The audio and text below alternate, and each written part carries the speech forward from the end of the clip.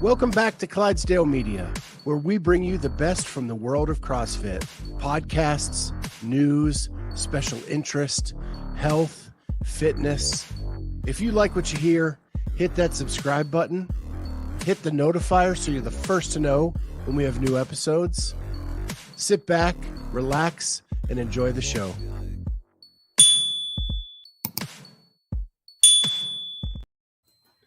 Good morning and welcome back to the Clydesdale Media Podcast.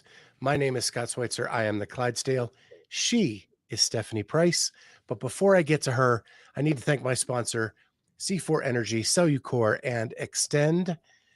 Make sure that you go to officialextend.com and cellucor.com for all your supplement needs, BCAAs, pre-workout, post-workout, proteins, whey, all kinds of flavors, all kinds of fun stuff. And with the code Clydesdale, you get at least 20% off your order every time.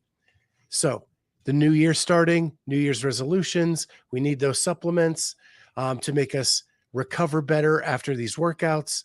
So make sure you head over again to officialxtend.com or cellucor.com and you use the code Clydesdale for 20% off.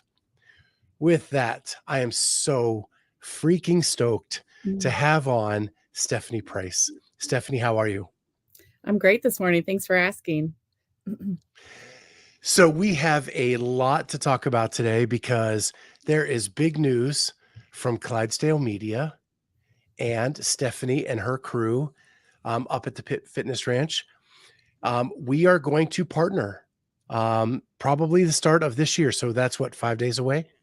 Right. It's coming right around the corner. So I want people to get to know you before we get to know the partnership. So you are a longtime CrossFitter. How did you find CrossFit? Yeah, I've been thinking so much about it. So first off, just thanks, Scott. Thanks for having me. I'm so super excited to be part of this program. So it started with a homeschool kids class. So it was a homeschool gym class. I didn't realize it was CrossFit. It was just homeschool gym class. We signed up for it. 2012. I had a new baby, surprise baby, around 40 years old. But anyway, so my other kids, I have 4 children that are school aged, and they were in this homeschool gym class. And I would sit in the room and be nursing my baby and watching them out there in the gym floor. And all I remember thinking was, these are kind of strange. I mean, they just did a lot of squats, boy, they squat a lot. And this would have been the era of the high knee socks with the sayings on them and the bright nanos. And, but I do remember starting to sort of catch on that this was a really powerful program in the sense that in its simplicity and its complexity. So, and my kids had a great time. So 2012 homeschool gym class. So I dove all into the high knee socks. So I was there. I was a part of that. Headband, neon colors, all the fun stuff. Yep.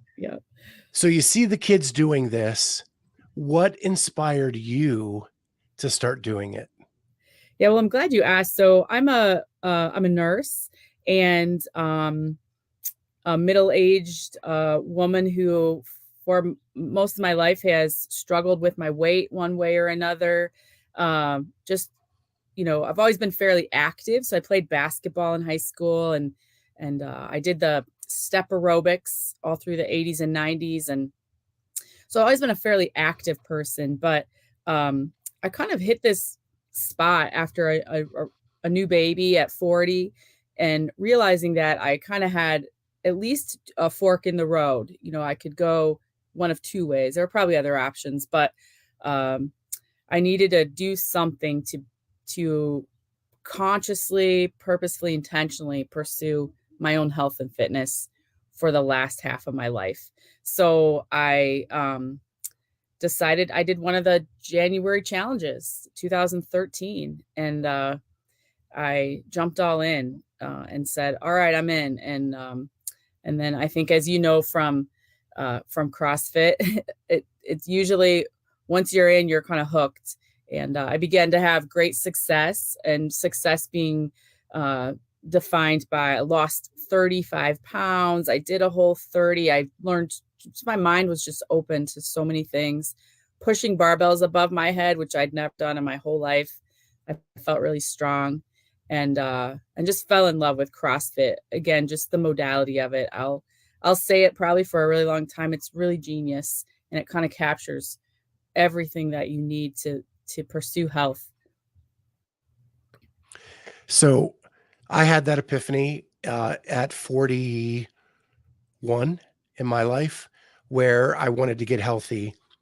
This is not the first time in your life where you had to make that decision. Right, And right. I want to, and again, I told you before we went on air that anything uncomfortable here you can decline to comment on. But you were an alcoholic at one time, and you were at a very young age. I So was. can you walk us through that a little bit? Absolutely. So I always say, well, I was born at a very young age, but no, that's a joke. But anyhow, so oh well, boy, it can be a 4-hour story, or I can give it to you in about just a minute here. So first off, I would say I have alcoholism in my family history. So my dad was recovered alcoholic. May he rest in peace. He died actually 4 years ago today. He had recovered, but he and then my grandfather, may he also rest in peace. I actually watched him die of esophageal varices when I was 15 years old. So I kind of had this, in my genetics, if you will. And I started drinking when I was 14 years old, just the same way just a lot of people do. It was just to kind of fit in and feel part of something. It didn't really occur to me that it would be anything, more dark than that. And I remember the first couple times I drank was no problem. Just we'd have a few sips from a bottle of whiskey or something from my parents' bar and go back to school and talk about it. And that was really the extent of it. But then I remember this one time, and it was pretty early for me. And I decided I was going to do just that. I'm going to take this bottle of whiskey. It was a VO, which I don't even know if they still make that. I'm going to take it into my bedroom, have a few drinks, and go back to school Monday and talk about it. And the next thing I remember is waking up the next morning, and I kind of roll over in that like horrible, hungover, your eyes are like filled with sand, and I look over and the bottle's mostly gone.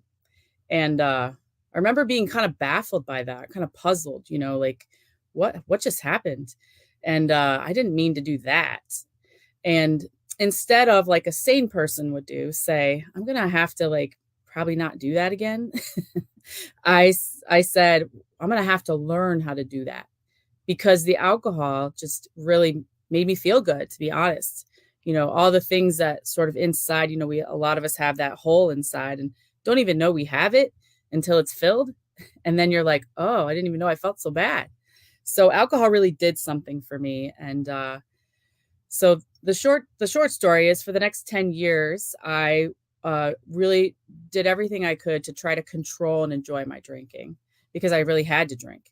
But I drank out of control almost every time I drank. And that's the first hallmark of the real alcoholic, which is I take a drink and something seems to happen chemically in me, and that drink takes a drink, so to speak. And if you know any alcoholics, or, you're suspicious someone might be, just kind of watch how they drink. If they're letting you see it.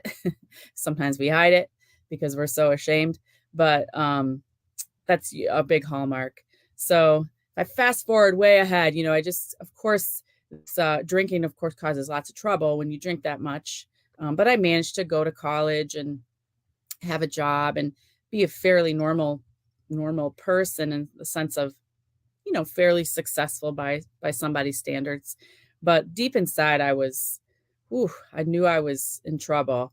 And fast forward to age 24, I was working in Chicago. I had a big fancy job and had an apartment right on the lake, and sort of had everything going for me, but I could not quit drinking. And no matter how much I wanted to and tried to and meant to, and cried about it and talked to therapists and prayed and all the things. And it just hit me one day. I actually, I go ahead to share this. This is pretty vulnerable. But it was a one and only time it's ever happened in my life.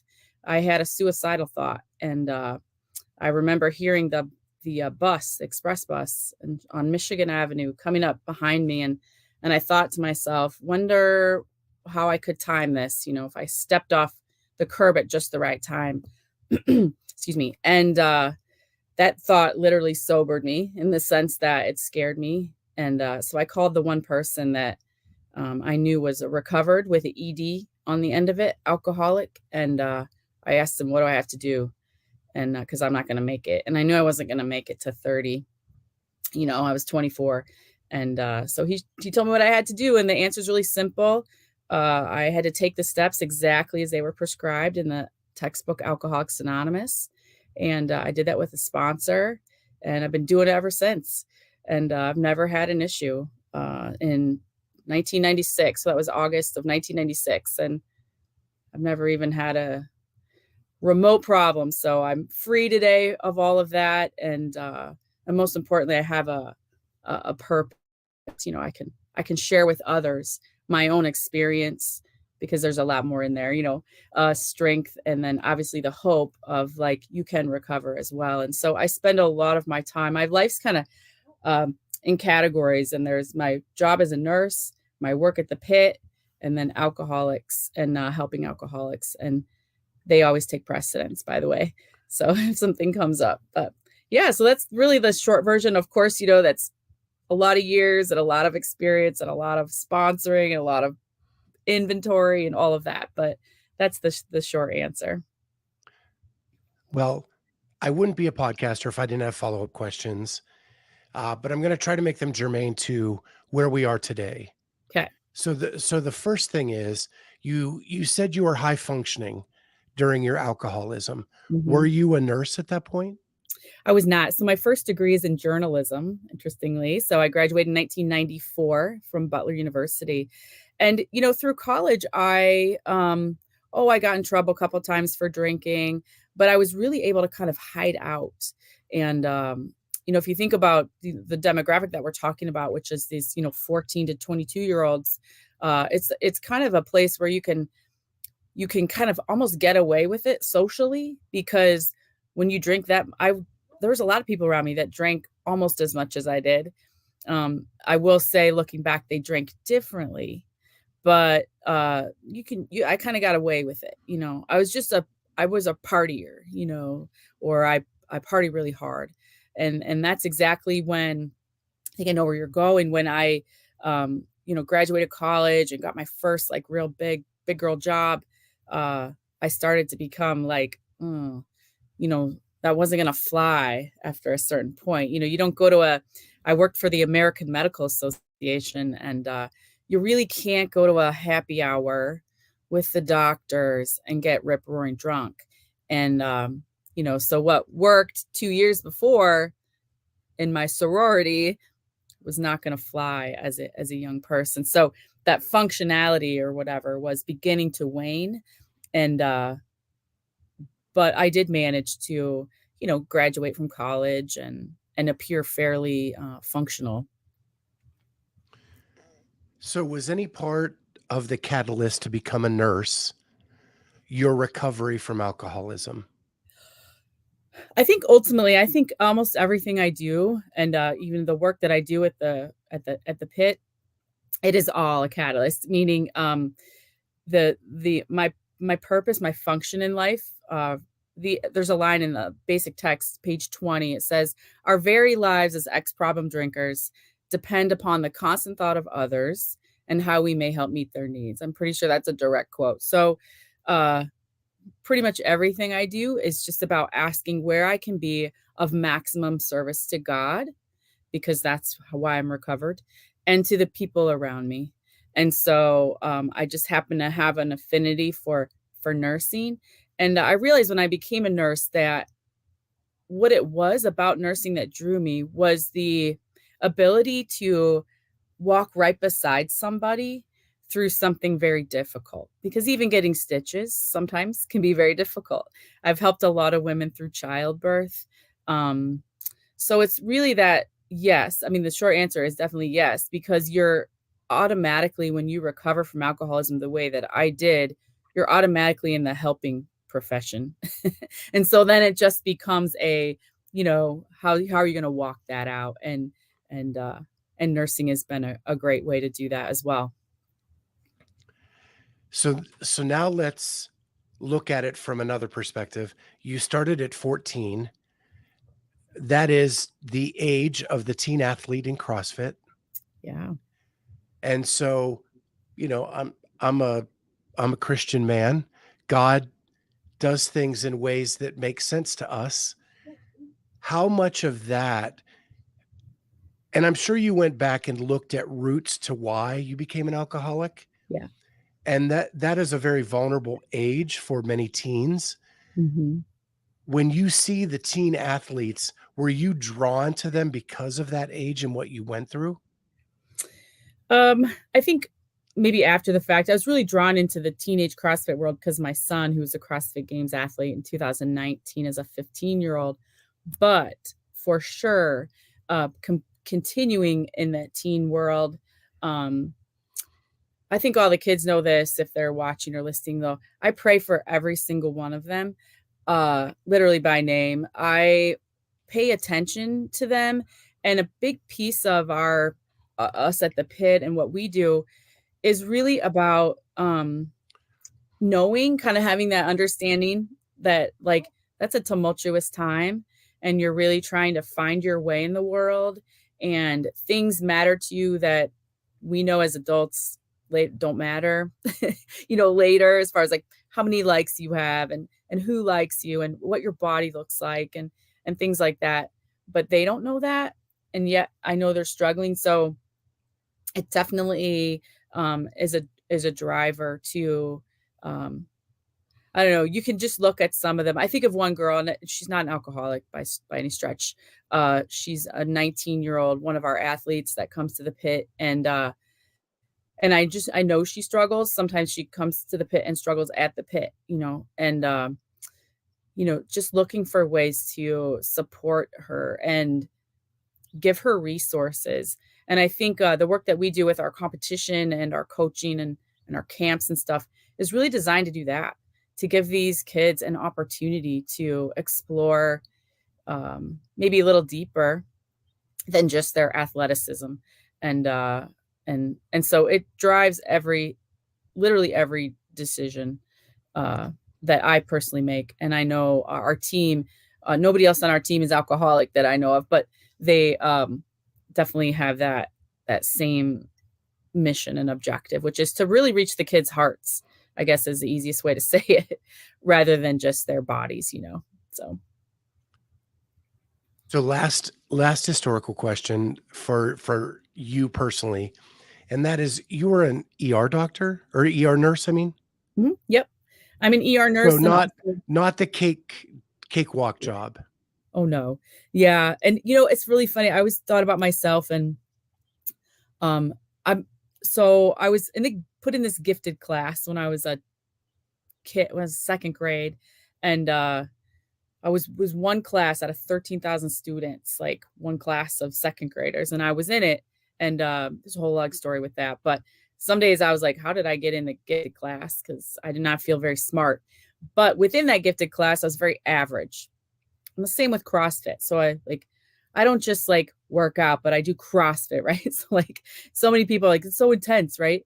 Within CrossFit, I'm very average, I don't just do nursing, I do trauma nursing, So I kind of seem to always go for those more maybe intense or extreme, whatever. And I think that's just a personality, or what maybe the way God is maybe, and maybe very well related to my background. I love hanging out with the gritty, hardcore people that really like to dig in and get some work done. So yeah, ER. And one last story, but related to your question, I knew I had, I struggle a lot with my own body and with CrossFit, and how come I'm not further along and things like that. But So this was within the past 6 months. We had a code happen. So I walk into a patient's room because I'm checking a monitor or something. And I look over, I'm like, oh, she's not breathing. Oh, crap. And then I'm like, oh, yeah, she didn't have pulse either. So I start high quality chest compressions, and which is the first line of defense or whatever against a code blue or an arrest. And I start yelling for help. Well, it's a really tiny, small room. It's a room that all of us on the staff really wish were a closet, because it is basically. So I'm in this room, this woman's not breathing. I'm trying to restart her heart, and yelling for help. And I realized we got to get out of here. We're going to have to go to a trauma room, a big room, intubate her, take care of her. So I climb up on top of her, straddling her. I'm performing chest compressions, which, if you've ever done chest compressions, or anyone out there listening, that is not for the faint of heart. You have to go fast, and you have to go hard in order to perfuse blood throughout their body. So I'm performing these chest compressions on top of the gurney, on top of the patient, and yelling at everyone to get out of this room. So they roll me down the hall, chest compressions, chest compressions. I think I probably did at least 4 minutes of chest compressions. We finally get where we're going. We get situated, and I climb down off of her. And I was like, I have arrived. Like, if my CrossFit experience, however, sometimes it feels a little bit lame compared to some people my age, I'm like, but if I can do that, I'm okay. So, and she lived, by the way, the woman lived. It goes back to the roots of CrossFit, right? It's about being functional. Yes. And because you do what you do, you are able to do the superhuman when called to. Yep. Yeah. Yeah, I've only had to do chest compressions once when I was a lifeguard, and thank goodness it was very short. Good. Yeah, I didn't have to do it for very long. So I look at your story and I think about my friend Amy, who's a co-host on the show, her mantra of "I can do hard things." Yes. And that seems to be your mantra, because it's never the regular nurse, it's the trauma nurse. It's never, let's hold a competition, let's hold a world championship for Right.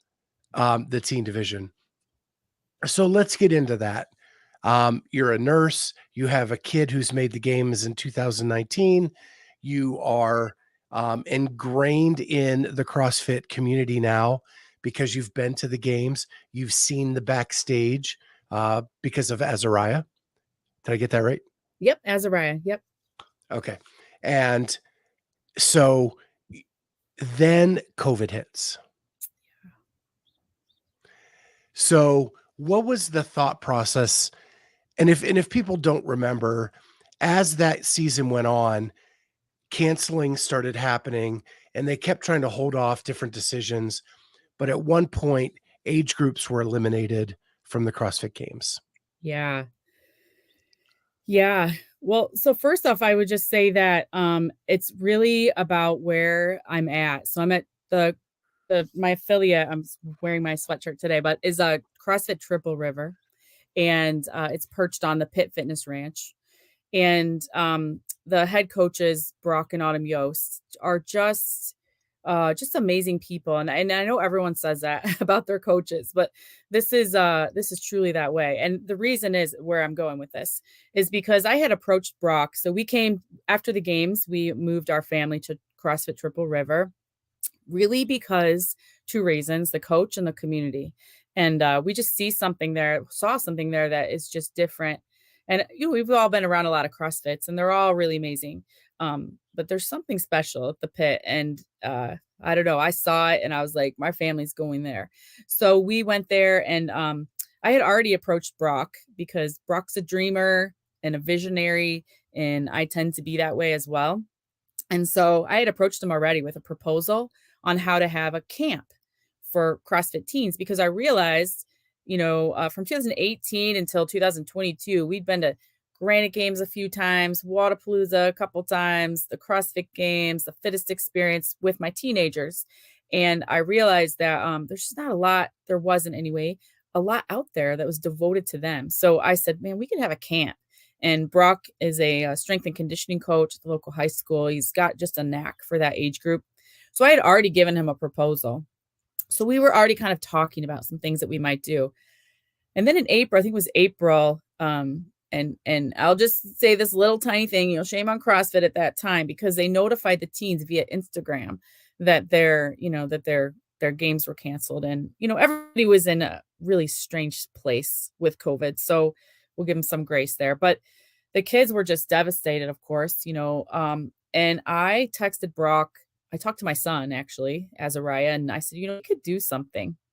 Because the one thing we have at the pit is space, 65 acres. So we could keep them outside for the most part and not have that, have social distancing. So I texted Brock and said, we should do something. We could. And Brock is so cool like that. He's a great leader because he will say, tell me more.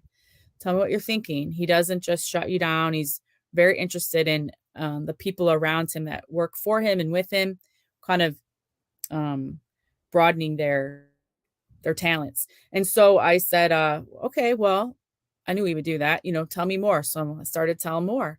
And so what we did is we hosted like a Zoom meeting back when everybody was learning Zoom, right? And we had some parents there. We had CrossFit there. I'm pretty sure Johnny Mack was on that call. We had Chandler Smith was on the call. We had a bunch of teenagers. And we just said, would you guys come? Would you come to Michigan? And they were all like, we don't know. We don't even know if we can travel or what's going on, because this would have been about April of 2020. And we just started putting it together. We just started putting some details. And frankly, we didn't know until we thought we might have to cancel the thing up to even as close as like 2 weeks. But when we got 2 weeks out, we were like, we're doing it no matter what, no matter who comes. And it ended up 46 athletes came. And they were absolutely thrilled. It was a win. It was a win for 2020 when there were a lot of losses. So that is when I met you. We had you and Azariah on the show to talk about what you were trying to pull off. And you were, might I say, relentless in your marketing push to get people to know what was happening. And I admired that so much in you at that time. And so a couple things. I want to show a clip from a documentary called Leave No Doubt, so people get a sense what the pit looks like. Because when you watch this clip, you're going to see something very familiar to the open division. And I think it's going to be pretty cool. So I'm going to share my screen and I'm going to go ahead and run that.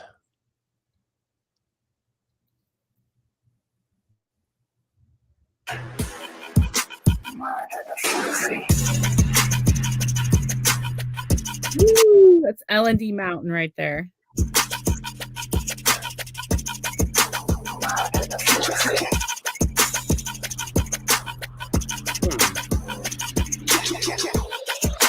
Daniel. Will. Yeah. Rebecca.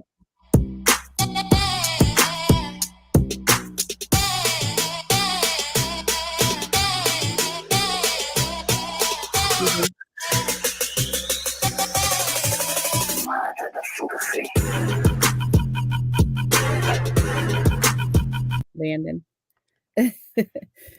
Oh, that's so sweet. What I love about that is the pit is very much like the ranch. It is very old school. It is very gritty.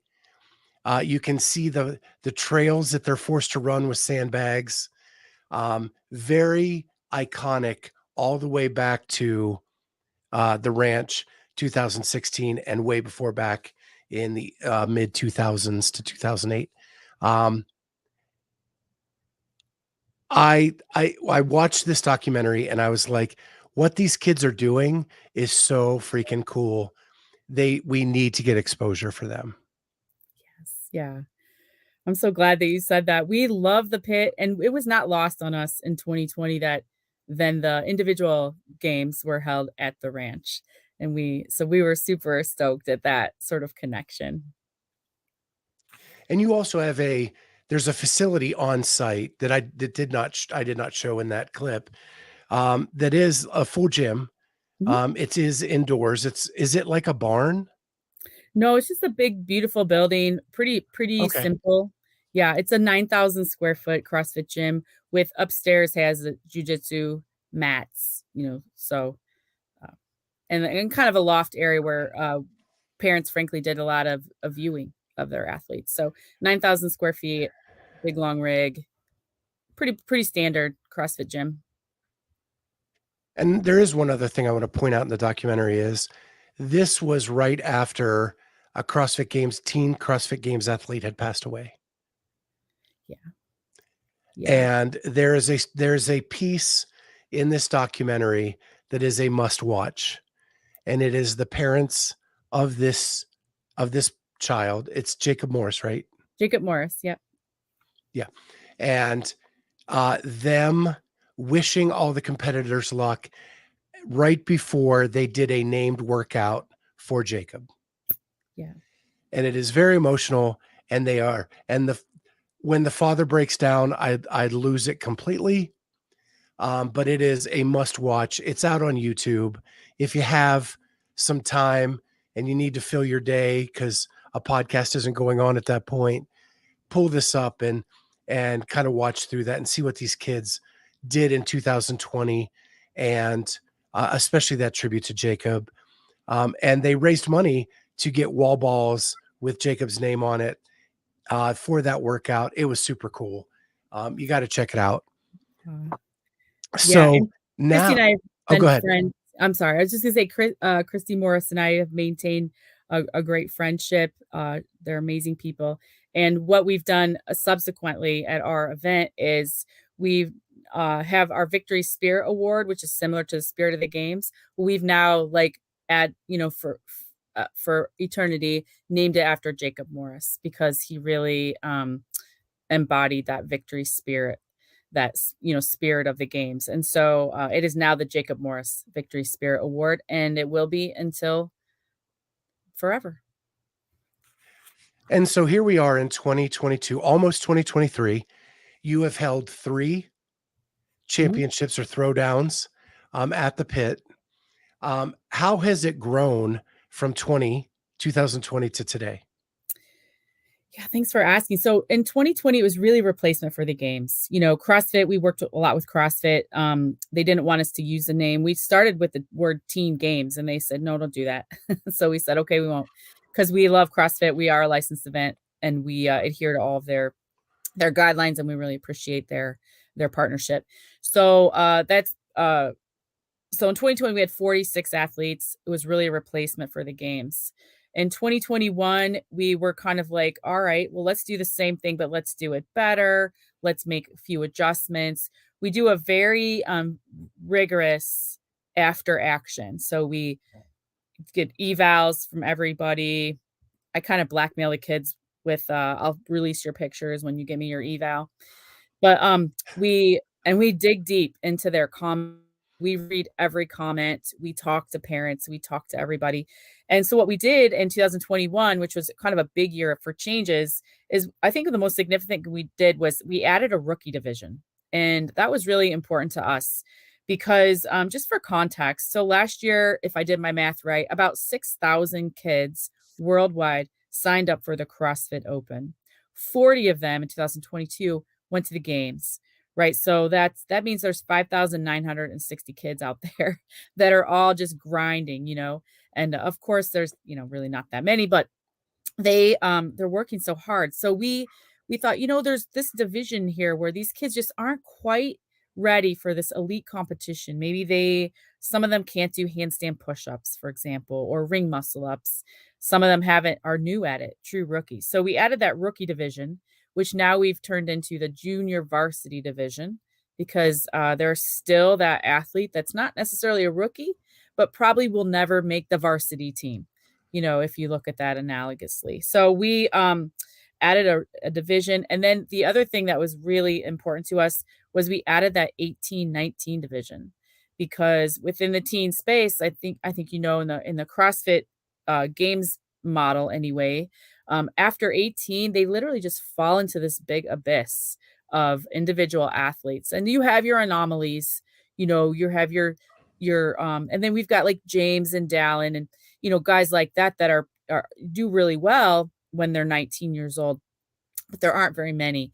And so we added that 18 to 19. And this year I'm super excited. We're adding 18 to 22. We're really kind of adding that whole collegiate division. So that's how it grew. So we tripled our size from 2020 to 2021. And then we stayed about the same when it came to number of athletes in 2022. We do anticipate having more athletes in 2023, particularly by adding that collegiate division. But we're not really trying to. We just had a team meeting of the minds recently where we talked about we don't want to so much add numbers, but we want to add quality. And we want to just make sure that we get really good at producing a really good competition and really an experience for the athletes, because it's more than a competition. It's an experience. They'll all tell you that. So what I'm super excited about is the college level aspect of this. I know there are major universities that have CrossFit clubs that compete against other universities. And it'd be really cool if it eventually became a sport at the college level. And there's no way to really do that unless someone like you dives in and makes that division to show what those aged athletes can do. Yeah. I don't want to give all my ideas away, but I would really love to see a league develop. I don't know what you call it. I don't know if league is the right word, but basically where like all year long, that 18 to 22 is competing, if you will, or part of some group or whatever. And then it culminates, in a competition or a series of competitions or something. I'd just love some way to capture them and give them some space to compete. Yeah. And like you said, there are the anomalies like the Mals and the Emma Careys and the Olivia Kerstetters. But for every one of those, there are hundreds that need to develop from a teen to an adult and have no place to go. Exactly. Yeah. And many of them I'm not saying they wouldn't love to go to the CrossFit Games, but that's not their only aspiration, is to be a professional athlete. They're in CrossFit competitively because they enjoy competition, but that will probably not be their life's work. And I think that's another component of what we're trying to do, is acknowledge that the CrossFit Games is awesome. And of course we support them and we're super excited. And many of them do have that goal, but there's a lot more in life than one, having one title. And so we really are pursuing that with the kids, trying to go for that well-rounded, my daughter, for example, she's 16. She was rookie. She was the rookie division 2 years ago. She won the Victory Spirit Award. She's a great athlete. She's real tall and slender. And she just, she said flat out to me, "Mom, I don't want to compete. I love CrossFit just to do it, just to stay fit, just to hang out with my friends." We have a group of teens at our gym. And I said, "Awesome. I love that about you. I love that you like recognize that. We don't have to have the stress of trying to compete." So, and I think she's much more characteristic of a lot of the kids than that high competitor. Although they're out there too, and we love them. So I haven't even looked at my notes in this whole interview so far, and we're getting low on time, and I want to get to the partnership. Okay. And so a little spoiler alert, a little self promotion. Tonight at 5:30, I am doing a Scott Riffs on the lack of exposure across the community of CrossFit. That we focus on the top 5 is what I always say. And you have had some of the big name athletes at the pit. Mm-hmm. You've had the Mals, you've had the James, you have had all those people, but you're bigger than that. And there are way more stories than that. Yeah. And the teen division gets lost a lot because mainstream media says that they don't get the clicks of the open division. My contention is we haven't given them a consistent coverage to determine whether that is true or not. Right. Good point. And so I said earlier in this podcast that your relentlessness to get this competition out for these people, I admired so much. And so by God's grace, you and I were in the same place at the same time a couple months ago. And we got to just riff off with each other about what's going on in this division. And so I asked you if you wanted to be a part of Clydesdale Media. And you have agreed. Yes. So what we are doing is we are creating a teen division under Clydesdale Media. And Stephanie is going to run that. And so I am super excited to bring you on. So let's talk a little bit about the vision that you have for this teen division and to get them a little more exposure. Yeah, thanks. So I actually wrote a couple notes myself. Haven't looked at them either till now. So thanks.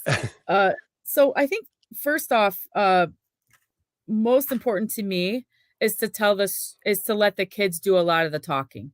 Like, I hope to really take a back seat and, I have a degree in journalism, so I can be a good interviewer, but to really let them tell their stories.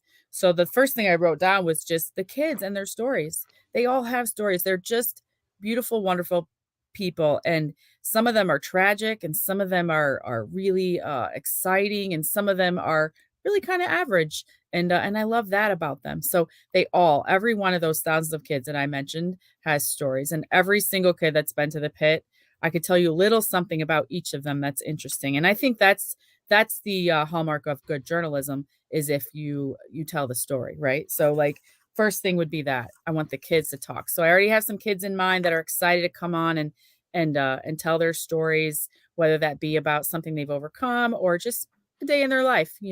I've got a young lady I'm working with right now. Who's just going to talk about what's it like when you're a college student, but you're also a competitive CrossFitter, and how do you manage all of that? So number one would just be their stories.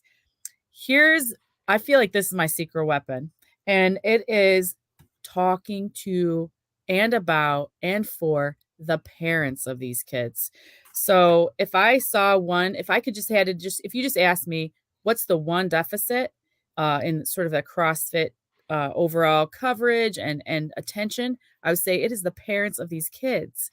So, and I saw that at the CrossFit Games, not meaning to, be critical, but there were parents this past year with lots of great changes that could not get into the Coliseum to watch their own teenagers compete after they spent thousands of dollars to get them there, but couldn't go into the Coliseum because they didn't have tickets. I was like, are you kidding me? I can go into the high school gym and watch my high school wrestler for $5, and I cannot get into my own. I mean, I was just like blown away by that. And so, in my opinion, the parents are the VIPs. They really are the VIPs because I was one. So I am one. So I get it. And the parents are the ones that are, the kids are working hard. Don't get me wrong. But parents are blood, sweat, and tears and a lot of dollars and, taking time off work. And many of them are coaches and athletes themselves. And so I feel like I want to do a lot with the parents, both just telling their stories, but also helping. I guess I'll use the word educate.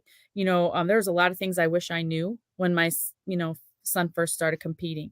So I think a devotion to the parents and having almost a parent advisory group to really to help out the new parents. There's archetypes of parents, by the way. There's the ones that don't know an AMRAP from an EMOM or clean and jerk from a snatch, and you have to really walk them through everything. So I think the parents is another big piece of this. And just to piggyback on that one, just some ideas we've shot back and forth is to have an educational show for parents Yes. so that they understand the language, that they understand what their kids are doing on the floor. Yeah. So sorry, Yeah. just wanted And to piggyback on that one because I've had parents message me, lots of parents message me, how do I raise money for my kid to go to this competition? Or, should they have this supplement, or should they, so there's a lot of like experts that we can bring on to talk about those things, because parents really want to support their children and they don't always know how, especially if they don't understand the CrossFit world all that well. And then can you see the question on the bottom of the screen no, from our audience? what's it say? Who is keeping them out Keeping them from out St. Spiegel? Yeah, the parents from being able to see their kids. from the And it's Coliseum. It had to do with tickets, like, and I'm sorry, I don't understand all the details, but it had to do with like Coliseum tickets were sold out. But then when the age groups were in there, which was really nice, parents were like, oh yeah, our kids get to be in the Coliseum. That's a big deal. But then, but they didn't have tickets. They couldn't get in. And instead of giving a parent, in my opinion, you give a parent a pass. My God, give them a pass so they can go in the Coliseum to see their kids. So it had to do with tickets. They didn't have tickets. yeah. But And I yeah, can expand on that a little bit. go ahead. The Coliseum sells one ticket per seat. The age groups usually only get in the Coliseum for one event Right. during the week. So it doesn't behoove a parent to pay another $500 for Mhm. that one seat when their kid's going to be in the Coliseum for one event. And as Stephanie said, a lot of times people do not go into the Coliseum for that age group division. And so there are a lot of empty seats. Yes. And all they would have to do is give them a pass and say, hey, just sit in the seat that's not occupied. Right. Yeah. And make sure you leave when your event's over so that when the seat ticket holder comes in, they'll have a place to sit. Yeah. And it seems super simple, but it's been happening for years. Mm-hmm. Yeah. At our event, we have a rule. If your kid's competing, you get the front row seat right in front of their lane, period, if you're the parent. And we've never, ever had an issue. All the parents are and that's one thing that's nice about our competition. It's, it's all the parents. But it was just an ethic that I was like, no, we're not debating that. If your kid's competing, you're right there. And so, yeah, no, that's a good question. Um, and then we want to talk to just about the life of a teen CrossFitter, because it's different. It's different than many teenagers. I was getting drunk when I was 14, 15, like we talked about in the beginning of the conversation. But these kids aren't doing that for the most part, and or at all really. And just what's it like when you're training, 4 hours a day, 5 days a week and you have to go to bed. All your friends are going out, but you go to bed because you have to train in the morning, And what we found with these kids is a lot of them are anomalous in their community. So there's just one of them, or maybe a couple if they're lucky. There are more sort of sprouting up, but I know my son, his friends were all on Instagram, and occasionally one would come visit and train with him, and that was the highlight of the whole year, and so I want to really talk about their lives and what they're like, what they eat. When my son went to public school, he was homeschooled up until high school. When he went, I said, what do they make fun of you for? Because I'm sure they make fun of you for something. He said, they make fun of my lunches that I bring, the food that I prep, So talking about the life of a teenager. And then two other things, and then I'll finish up, is the things that are unique to them. So some things that are unique to them are their bodies. So a 14-year-old body is much different than a 24-year-old body. And what does that mean, like for injuries and metabolic issues and hormonal issues, things like that. Their social lives are different, as I already mentioned. Marketing to them has to be different. Their competition has to be programmed a little bit differently. I've been to competitions that tried to throw in a teen division and it was way too heavy, or it was way just outside of their scope. So talking about things that are different. And then lastly, of course, talking about competition. and how you train for competition, how you prepare for competition, and what are all the competitions? Because I will say it's super exciting. There are more and more and more competitions that are adding a teen division, that are trying to pay attention to the teenager. And I'm super excited to talk to them about that as well. So I just want to add on that a couple other things we talked about were peer-to-peer interviews, where teens are interviewing teens, or just like roundtable discussions like we have from a teen's perspective. There's a lot of things that happen in the sport that affect them, and we never get to hear what they have to say. Yeah. Thanks for that reminder. And they do have a lot of things to say. I think of Delia Moises, who's she's a CrossFit Games athlete from Florida. She's a pit OG. She's been to the pit many times. She wrote the most powerful email when she saw something we had programmed, and she wrote the most well thought out, researched. She had even researched. She had statistics email of why we should not have these legless rope climbs in the whatever it was. And it was so beautiful. And I thought, this is it. Because, Scott, I will sort of remind everyone that, like, these are our leaders. So in 10 years or 15 years, when you and I are trying to collect our Social Security checks, these kids are going to be making the decisions. My son is in pre-med.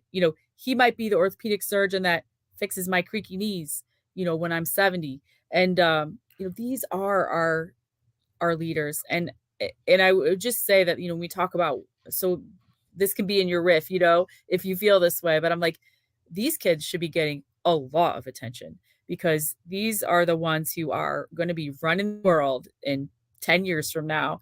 And, we should invest a lot. And we have found that we have a few sponsors that see that: U.S. Army, Michigan State Police, Victor Grips, and they invest not so much because they get a ton of return financially on their investment. I don't even know how much they get, but they see that, like, these kids are really important and they have a lot to say and they're brilliant. It is such an open market for companies. I'm a parent. I would buy anything for my daughter to Yes. help her succeed. Mm-hmm. Right. But you don't have to convince me. You have to convince my daughter she needs it. And then once that happens, I'm all in. The other thing that we are going to do, and I've announced this on the flagship show, that we are getting a handful of athletes that we are going to follow through the CrossFit Games season. However far they get, whatever that drama unfolds, we're going to get updates from them every week of the Open, through quarterfinals, through semifinals, and maybe the games. Stephanie is going to do the same thing for the teen division, to go side by side with us for who we have with the Open division and the Masters level athletes. And we have another division coming on that we have not yet announced yet that will be doing the same thing as well. You can probably figure it out. So with that, we have a lot of stuff coming. We're starting at the beginning of the year. If you guys, and I want to say, just in what we were talking about there, Stephanie, Azariah going into pre-med, that's a story. These kids are coming from 2019 Games athlete into pre-med. And I am sure that a lot of that decision-making was based on the life he led up until that point, through fitness and his relationship with you in the CrossFit world, and all the friends he made in that CrossFit world. And that is awesome. Yeah, they're great. Yeah, his undergrad pre-med degree is exercise physiology. So it just fits right in. Yeah. And there are 100 other stories just like that, I'm sure. Yeah. Yep. I think of Jack Hoffmeister, a boy who messaged me in 2021. He was at our event in 2020. He messaged me in 2021, most polite man. And he said, "Mrs. Price, I'm so sorry I can't attend this year because I'll be in boot camp." And I said, "Jack, thank you for your service." And, these are the kind of kids that, exactly, they all have a story just like that. So before we go, I want to do a quick screen share again of some of the logos that Stephanie has developed. So you know what to look for as they hit YouTube and Instagram and all of that. And so I am going to go here. Sure. And here are the YouTube thumbnails that Stephanie came up with. So it is going to be called the Copper Hopper. And Stephanie, do you want to explain why the name of our teen division is the Copper Hopper? Yep, for sure. And I would just say that was Kyle Southmade in that picture. He's an older athlete too in that collegiate division. Anyhow, so yeah, the Copper Hopper, first of all, you see it right there in the picture, is an icon at the pit. So it's right at the I see the east end of our slag field, and you can see that's Leah Murphy there. She's from South Carolina. She's pulling a sled in front of the Copper Hopper, and so it's some kind of an icon at the pit.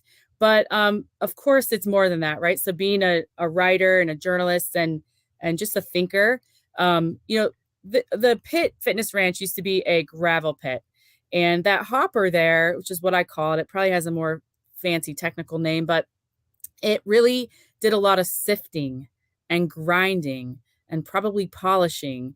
And if you think of rocks, and you could take this analogy really far, but they are really powerful elements in the world, right? So they build foundations, and they can be weapons, and they can be tools, and all of it. And these rocks go up into that hopper and are ground up and sorted and crushed and spit back out, right? And that's really what CrossFit can do for you. It really can sort you and grind you and prepare you really to be useful, right? So then these rocks turn into foundations on houses, or whatever they might be. So and then that's life too. And kind of going back to a theme that you mentioned earlier, Scott, which is just, that's kind of my own personal, I mean, life is gritty, and it challenges you, and it sifts you, and it sorts you, and it shakes you. And what comes out on the other end of that hopper, is really important. It's usually very powerful. So I just liked it. Also, it's not lost on me that the CrossFit's own newsletter is called The Hopper, and their principle is that excuse me, you can take any movement, put it in a hopper, spin it, pull it out, and you've got a workout, or you've got a training modality. And it just kind of fits there. And it wasn't lost on me that there's a hopper at the ranch. Very different than the hopper you show in the picture, but an old-fashioned steel drum hopper that they actually pulled a workout from at the first ever CrossFit Games. Yes. Yeah. So it really all ties nicely. So I am super excited. I'm so glad that you've jumped on with us to do this. We're going to start seeing content after the first of the year. Stephanie and I have to do a lot of hard work between now and then to get some training and her access to everything. But I am super excited to do that and spend some time with Stephanie, as she's just an amazing person. And I'm glad she took some time out this morning to explain what we are going to do in the future.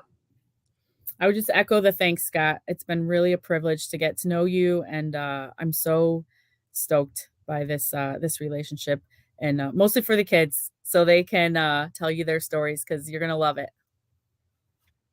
And just a couple things before we go. Some of the audience put in that, thanks, Stephanie, we will be following. They love the idea of the classmates. They have heard stories of classmates bullying athletes because of their lunches and the way that they go about, and are excited to hear stories about that and how they've overcome that. A lot of people are giving suggestions on how to get parents into the Coliseum. I will leave the negative comments from the screen about CrossFit and their lack of attention to this over the last 10 years. Yeah, I will say they have a new person in place. Her name's Becky. She's athlete communications coordinator, and I'm hopeful. I'm hopeful, guys. So with that, thank you everybody for jumping on. We appreciate you so much. If you liked what you heard, make sure you hit that like button, subscribe to the channel, and hit the notifier so you're the first to know when new episodes come out. And we will see you next time on the Clydesdale Media Podcast.